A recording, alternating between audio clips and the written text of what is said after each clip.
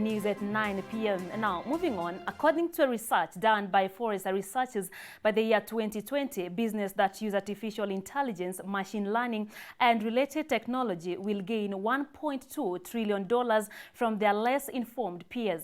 But what does this technology have to offer to the Kenyan public? Well, our technology reporter Samson Jura dissected this and filed the following report. Take a look.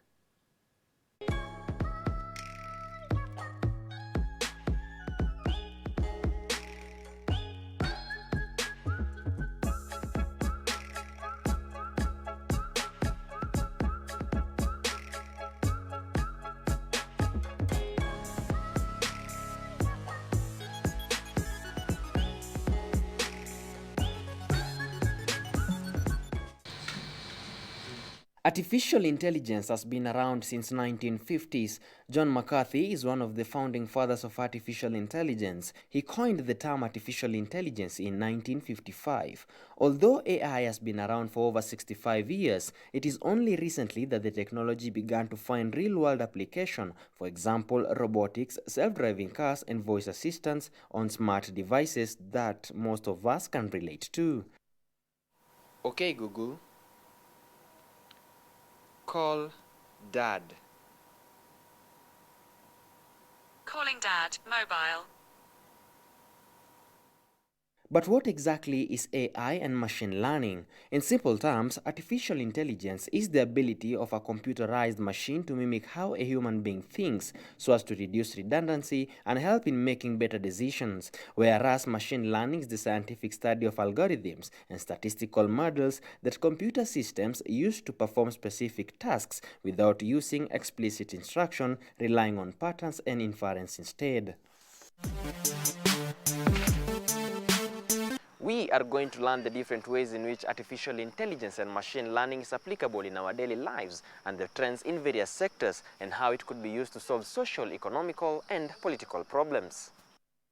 AI is important because it can help solve immensely difficult issues in various industries such as entertainment, education, health, commerce, transport, and utilities. AI applications can be grouped into 5 categories. 1. Reasoning, the ability to solve problems without logical deduction. 2. Knowledge, the ability to present knowledge about the world. 3. Planning, the ability to set and achieve goals. 4. Communication, the ability to understand spoken and written language. 5. Perception, the ability to infer things about the world via sound, image, and other sensory inputs.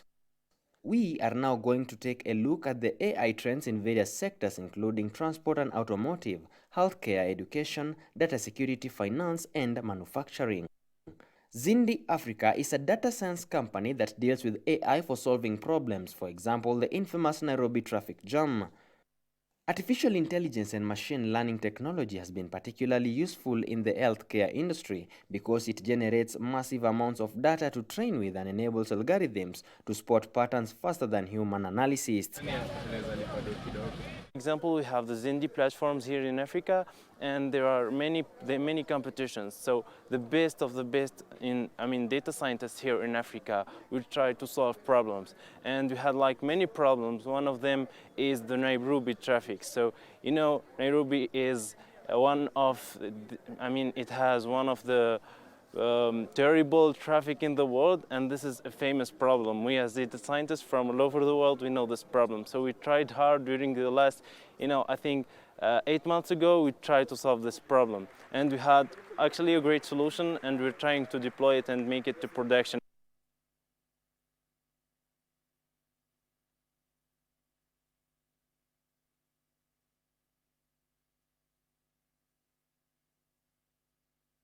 Other data companies that have developed algorithms can detect variables in cancer patients to determine if hospitalization is required.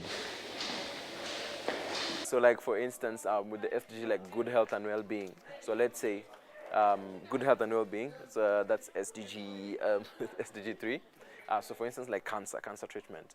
Someone who wants to let's say find out like if I have cancer right now and let's say it's cured, is there a possibility for me to get it like in the next 5 years time?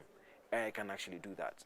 It just needs to be fed data of which can actually see like, okay, this is how cancer cells look like, and let's say if you extrapolate like in like 5 years time, if you see if this is how it grows, how can you identify that, oh, you're actually going to have cancer like in the next 5 years again? Some investment companies like using AI algorithms to conduct trading autonomously and robot traders to conduct high-frequency trading for greater profits, respectively. But how can regular business people use AI to boost their commercial habits? Like AI and ML, the tools are actually readily available and like they're easily accessible to anyone on the planet. And the idea is someone just has to build an interest on it. For instance, if someone wants to, let's say, track sales, let's say Mama Mboga wants to track how much she's been selling, how much she's been buying, AI just has to be fed data. Or like, so these are my previous sales, these are my previous stock, and let's say I want to predict, let's say in 5 years' time, how will my sales look like? Yandex is a Russian multinational corporation specializing in internet-related products and services, including search and information services. They are currently working on autonomous cars. So I think with AI we can make cars available for everyone. We can make life easier and life better. For example, when we have robotic, we can now make many medical operations with AI. I mean, the doctor is, for example, in Europe, and the patient here in Africa, he can operate and he can solve his problem. This means that with artificial intelligence, people living with disability will be able to get freedom of movement. So how can manufacturers benefit from this technology? Well, AI algorithms can influence the manufacturing supply chain by detecting the patterns of demand for products across geographies, socio-economic segments, time and market demand prediction. This in turn will affect inventory, raw material sourcing, financing decision, human staffing, energy consumption, and maintenance of equipment. One thing about AI is that AI is the future. AI is this person called Andrew Ng who said that AI is the new electricity. The same way electricity changed industries in the third industrial revolution is the same way AI will change everything in the fourth industrial revolution. So opportunities like we can have models, for example, in Kenya to predict attendance rate of students or dropout rates. So for example, somebody joining primary, data for primary and secondary enrollment. So the model that can tell the government that in the next 5 years, there will be only 50% of people going to university from secondary school. In Durban, an international conference on deep learning, artificial intelligence, and machine learning brought together stakeholders in Nairobi at the Kenyatta University main campus with the aim of sensitizing Kenyans on the importance of this technology and ability to solve problems facing the Kenyan population.